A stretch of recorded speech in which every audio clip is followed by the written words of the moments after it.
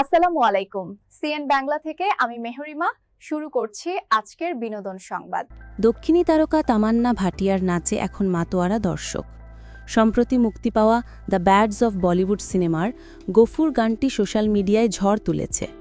অনেকে বলছেন এবার আইটেম ডান্স কুইন উপাধি পেতে পারেন তামান্নাই।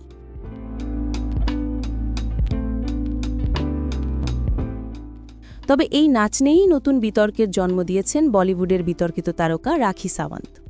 একসময় জনপ্রিয় আইটেম গার্ল রাখির অভিযোগ, এখনকার নায়িকারা আইটেম গানে নাচছেন, ফলে আসল আইটেম ডান্সের আবেদন হারিয়ে যাচ্ছে। রাখির ভাষায়, আমাদের সময় আইটেম গানে ছিল এক অন্যরকম মাদকতা, এখনকার নাচে সেই আবেগ, সেই জাদু নেই, এরা আমাদের দেখে শিখেছে।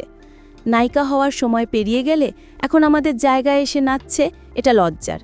তিনি আরও দাবি করেন, আসল আইটেম নাচ আমি নেচেছিলাম, এবার আমি নায়িকা হব।